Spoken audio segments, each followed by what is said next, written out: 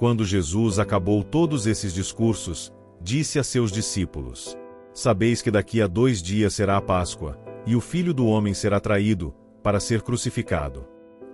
Então, os príncipes dos sacerdotes e os anciãos do povo reuniram-se no pátio do sumo sacerdote, chamado Caifás, e deliberaram sobre os meios de prender Jesus, por astúcia, e de o matar. E diziam: Sobretudo, não seja durante a festa.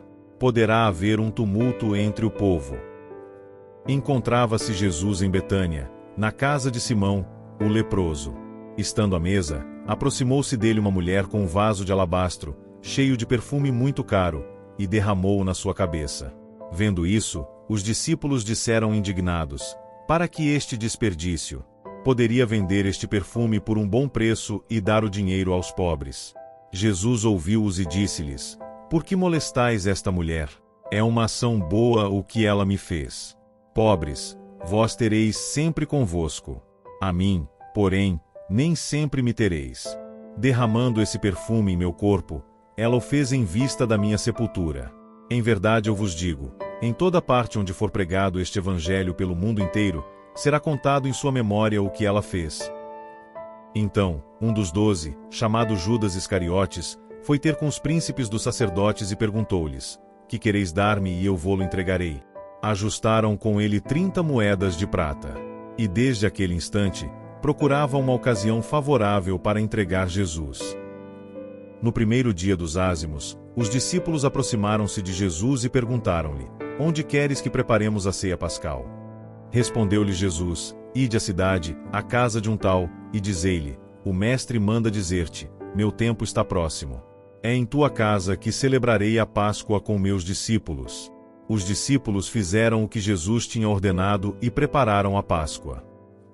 Ao declinar da tarde, pôs-se Jesus à mesa com os 12 discípulos. Durante a ceia, disse: Em verdade vos digo, um de vós me há de trair. Com profunda aflição, cada um começou a perguntar: Sou eu, Senhor? Respondeu ele: Aquele que pôs comigo a mão no prato, esse me trairá. O Filho do Homem vai, como dele está escrito. Mas ai daquele homem por quem o Filho do Homem é traído. Seria melhor para esse homem que jamais tivesse nascido.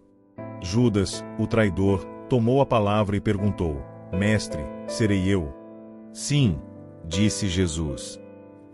Durante a refeição, Jesus tomou o pão, benzeu-o, partiu-o e o deu aos discípulos, dizendo: Tomai e comei, isto é meu corpo. Tomou depois o cálice, rendeu graças e deu-lhe, dizendo: Bebei dele todos, porque isto é meu sangue, o sangue da nova aliança, derramado por muitos homens em remissão dos pecados. Digo-vos: doravante não beberei mais desse fruto da vinha até o dia em que o beberei de novo convosco no reino de meu Pai. Depois do canto dos salmos, dirigiram-se eles para o Monte das Oliveiras. Disse-lhes então Jesus: Esta noite serei para todos vós uma ocasião de queda, porque está escrito: Ferirei o pastor, e as ovelhas do rebanho serão dispersadas. Mas, depois da minha ressurreição, eu vos precederei na Galileia. Pedro interveio: Mesmo que sejas para todos uma ocasião de queda, para mim jamais o serás. Disse-lhe Jesus: Em verdade te digo, nesta noite mesma, antes que o galo cante, 3 vezes me negarás. Respondeu-lhe Pedro: Mesmo que seja necessário morrer contigo, jamais te negarei. E todos os outros discípulos diziam-lhe o mesmo. Retirou-se Jesus com eles para um lugar chamado Getsêmani e disse-lhes: Assentai-vos aqui, enquanto eu vou ali orar, e, tomando consigo Pedro e os 2 filhos de Zebedeu, começou a entristecer-se e a angustiar-se. Disse-lhes, então: Minha alma está triste até a morte. Ficai aqui e vigiai comigo. Adiantou-se um pouco e, prostrando-se com a face por terra, assim rezou: Meu Pai, se é possível, afasta de mim este cálice. Todavia, não se faça o que eu quero, mas sim o que tu queres. Foi ter então com os discípulos e os encontrou dormindo. E disse a Pedro: Então, não pudestes vigiar 1 hora comigo? Vigiai e orai para que não entreis em tentação. O espírito está pronto, mas a carne é fraca. Afastou-se pela 2ª vez e orou, dizendo: Meu Pai, se não é possível que este cálice passe sem que eu o beba, faça-se a tua vontade. Voltou ainda e os encontrou novamente dormindo, porque seus olhos estavam pesados. Deixou-os e foi orar pela 3ª vez, dizendo as mesmas palavras. Voltou, então, para os seus discípulos e disse-lhes: Dormi agora e repousai. Chegou a hora. O Filho do Homem vai ser entregue nas mãos dos pecadores. Levantai-vos, vamos. Aquele que me trai está perto daqui. Jesus ainda falava, quando veio Judas, um dos 12, e com ele uma multidão de gente armada de espadas e cacetes, enviada pelos príncipes dos sacerdotes e pelos anciãos do povo. O traidor combinara com eles este sinal: aquele que eu beijar, é ele. Prendei-o. Aproximou-se imediatamente de Jesus e disse: Salve, mestre. E beijou-o. Disse-lhe Jesus: É então para isso que vens aqui? Em seguida, adiantaram-se eles e lançaram mão em Jesus para prendê-lo. Mas um dos companheiros de Jesus desembainhou a espada e feriu um servo do sumo sacerdote, decepando-lhe a orelha. Jesus, no entanto, lhe disse: Embainha tua espada, porque todos aqueles que usarem da espada, pela espada morrerão. Crês tu que não posso invocar meu Pai e ele não me enviaria imediatamente mais de 12 legiões de anjos? Mas como se cumpririam então as Escrituras, segundo as quais é preciso que seja assim?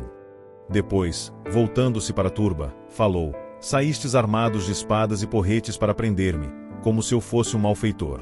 Entretanto, todos os dias, estava eu sentado entre vós ensinando no templo e não me prendestes. Mas tudo isto aconteceu porque era necessário que se cumprissem os oráculos dos profetas. Então, os discípulos o abandonaram e fugiram. Os que haviam prendido Jesus levaram-no à casa do sumo sacerdote Caifás, onde estavam reunidos os escribas e os anciãos do povo. Pedro seguia-o de longe, até o pátio do sumo sacerdote. Entrou e sentou-se junto aos criados para ver como terminaria aquilo. Enquanto isso, os príncipes dos sacerdotes e todo o conselho procuravam um falso testemunho contra Jesus, a fim de o levarem à morte. Mas não o conseguiram, embora se apresentassem muitas falsas testemunhas. Por fim, apresentaram-se 2 testemunhas, que disseram: Este homem disse: Posso destruir o templo de Deus e reedificá-lo em 3 dias. Levantou-se o sumo sacerdote e lhe perguntou: Nada tens a responder ao que essa gente depõe contra ti? Jesus, no entanto, permanecia calado. Disse-lhe o sumo sacerdote: Por Deus vivo, conjuro-te que nos diga se és o Cristo, o Filho de Deus. Jesus respondeu: Sim. Além disso, eu vos declaro que vereis doravante o Filho do Homem sentar-se à direita do Todo-Poderoso, e voltar sobre as nuvens do céu. A essas palavras, o sumo sacerdote rasgou suas vestes, exclamando: Que necessidade temos ainda de testemunhas? Acabastes de ouvir a blasfêmia. Qual o vosso parecer? Eles responderam: Merece a morte. Cuspiram-lhe então na face, bateram-lhe com os punhos e deram-lhe tapas, dizendo: Adivinha, ó Cristo, quem te bateu?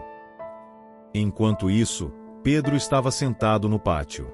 Aproximou-se dele uma das servas, dizendo: Também tu estavas com Jesus, o Galileu. Mas ele negou publicamente, nestes termos: Não sei o que dizes. Dirigia-se ele para a porta, a fim de sair, quando outra criada o viu e disse aos que lá estavam: Este homem também estava com Jesus de Nazaré. Pedro, pela segunda vez, negou com juramento: Eu nem conheço tal homem. Pouco depois, os que ali estavam aproximaram-se de Pedro e disseram: Sim, tu és daqueles, teu modo de falar te dá a conhecer. Pedro, então, começou a fazer imprecações, jurando que nem sequer conhecia tal homem. E neste momento, cantou o galo. Pedro recordou-se do que Jesus lhe dissera: Antes que o galo cante, tu me negarás 3 vezes. E saindo, chorou amargamente.